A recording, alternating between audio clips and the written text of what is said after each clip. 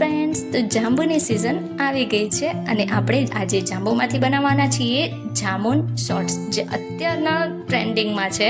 અને એની સાથે આપણે બનાવીશું જામુનની ચુસ્કી, જે એકદમ ટેસ્ટી, સ્પાઇસી અને ચટાકેદાર બનવાની છે. તો ચાલો એના માટે વિડીયો સ્ટાર્ટ કરી લઈએ.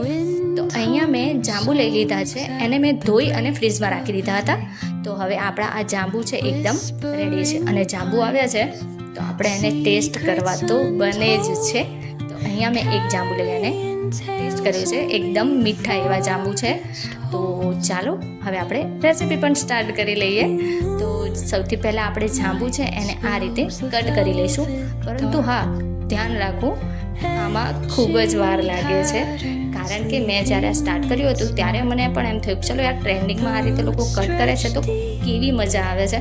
પરંતુ આ રીતે કટ કરવામાં વધારે ટાઈમ લાગે છે. જ્યારે આ રીતે કટ કરતી હતી ત્યારે દિવસ્ય છે એણે આવીને મને પૂછી લીધું કે મમ્મી આ કઈ રીતે કટ કરો છો, આમાં તો એટલી વાર લાગવાની છે. તો મેં કીધું ચલો આપણે આપણો દેશી જુગાડ એટલે કે દેશી રીતે જ કટ કરી લઈએ. એટલે કે જાંબુને આપણે થળિયાથી બધો પલ્પ છે એ અલગ કરી લેવાનો છે. તો અહીંયા બધા જાંબુ છે એને આ રીતે થળિયાથી પલ્પ અલગ કરી લઈએ, એટલે કે થળિયા કાઢી લઈએ.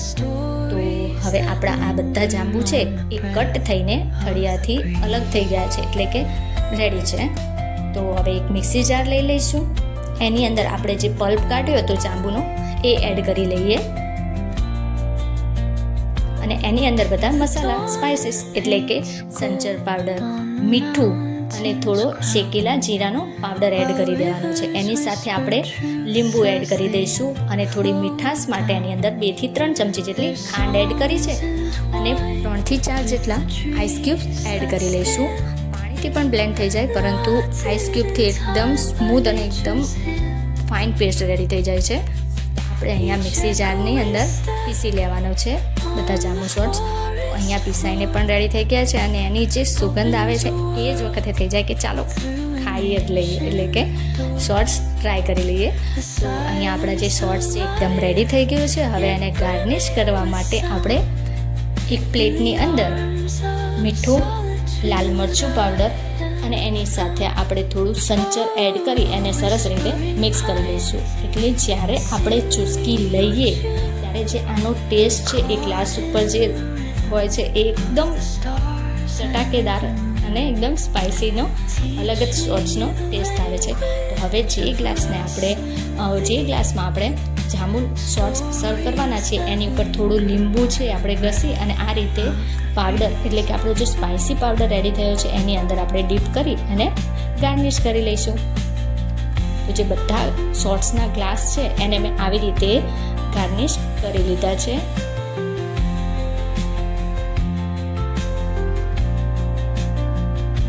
આપણા શોર્ટ્સ માટેના ગ્લાસ એકદમ રેડી છે. હવે એની અંદર આપણે જે જામુન શોર્ટ્સ છે એને એડ કરી લઈએ.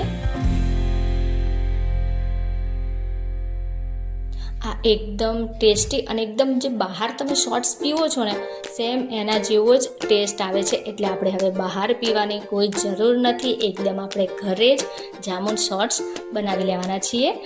તો આપણા જે જામુન શોર્ટ્સ છે એ એકદમ રેડી થઈ ગયા છે સર્વ કરવા માટે. તો આ છે આપણા જામુન શોર્ટ્સ. હવે એને આપણે ચુસ્કી એક તો મારી જ લઈએ, એટલે કે બતાવવાનું ઘણું પીવાનું તો મન થાય છે, પરંતુ પહેલાં હું તમને બતાવી દઉં કે કેટલા સુપર એવા નાના નાના ગ્લાસમાં આપણા જામુન શોર્ટ્સ એ દેખાય છે, એટલે કે કેટલા ક્યુટ લાગે છે. તો હવે આપણે જેને જામુન શોર્ટ્સ એટલે કે જાંબુ છે એ ખૂબ જ ભાવે છે એને પણ આજે આપણે ટ્રાય કરાવી લઈએ. તો અહીંયા અથર્વાને બોલાવી લીધો છે અને એને તો જામુન શોર્ટ્સ જોઈને જ આમ થઈ ગયું મમ્મી હું ખાઈ જ લઉં, હું પી જ લઉં. તો એના માટે આપણે એક આ જામુન શોર્ટ્સ એને આપ્યો અને એક છે એ મેં પીધું છે. તો એકદમ ટેસ્ટી એવો જામુન શોર્ટ્સ આપણા રેડી થઈ ગયા છે અને એને તો ખૂબ જ ટેસ્ટી અને એટલા યમી જામુન શોર્ટ્સ લાગ્યું. હવે આપણે બનાવી લઈએ જામુનની ચુસ્કી. તો જે આપણું જામુન શોર્ટ્સવાળો પલ્પ બચી ગયો હતો એ આપણે એક બાઉલમાં કાઢી લીધો છે અને જે મિક્સી જારની અંદર થોડું પલ્પ બચ્યો હતો એની અંદર થોડું પાણી એડ કરી એને પણ આપણે મિક્સ કરી લીધું છે. હવે પાણી અને જે જામુન સોસ છે એને સરસ રીતે મિક્સ કરી લઈએ. અને આપણે પાણી એડ કર્યું હતું એટલે થોડા મસાલા વધારે એડ કરી લઈશું. તો એમાં મેં સંચર પાવડર અને શેકેલા જીરાનો પાવડર એડ કરી એને પણ સરસ રીતે મિક્સ કરી લીધું છે. હવે ત્યારબાદ આપણે થોડા 3 થી 4 લીંબુના રસના ટીપા આપણે એડ કરી લઈશું.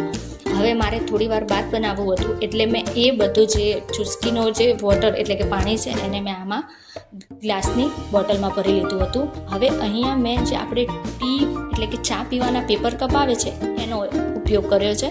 તો આપણે જે બધું જે ચુસ્કીનું પાણી છે એ આપણે એમાં એડ કરી અને એને 8 થી 10 કલાક માટે ફ્રીઝરમાં મૂકી દઈશું. તો મેં એને આખી રાત માટે ફ્રીઝરમાં સેટ કરી દીધું હતું અને મારી પાસે એલ્યુમિનિયમ ફોઇલ નહોતું એટલે મેં એને થોડી વાર બાદ એની અંદર જે સ્ટીક આવે છે એ રાખી અને આવી રીતે તમને બતાવું છું એ રીતે ચમચીની મદદથી એને સ્ટેન્ડ કરી દીધું હતું. હવે બીજા દિવસે આપણે જોઈ લઈએ તો આપણી આ જામુન ચુસ્કી છે એકદમ સેટ થઈ અને રેડી થઈ ગઈ છે. તો હવે આપણે એને ફ્રીઝરમાંથી બહાર કાઢી લઈએ. તો રેડી છે આપણી જામુન ચુસ્કી. હવે કાતરની મદદથી આપણે પેપરને કટ કરી કપમાંથી આપણે ચુસ્કી છે એને કાઢી લઈએ. તમે થોડી વાર રહેવા દેશો તો પણ ઓટોમેટિકલી કપમાંથી ચુસ્કી આપણી બહાર નીકળી જવાની છે. હવે આની ઉપર મેં જલજીરાનો પાવડર એડ કર્યો છે એટલે કે જલજીરા એડ કરી છે અને એની ઉપર 3 થી 4 લીંબુના ટીપા એટલે કે લીંબુનો રસના ટીપા એડ કરી હવે આપણે ચુસ્કી છે એ ટ્રાય કરી લઈએ. તો એકદમ યમી ટેસ્ટી એવી આપણી જામુન ચુસ્કી છે એ રેડી છે. તમે જોઈ શકો છો કેટલી સુપર અને કેટલી આમ આઈસ ગોલો આપણે બનાવીએ છીએ સેમ એ રીતે જ આપણી ચુસ્કી રેડી છે. અને આ જોઈ શકો છો કે છોકરાઓને પણ ખૂબ જ મજા આવે છે.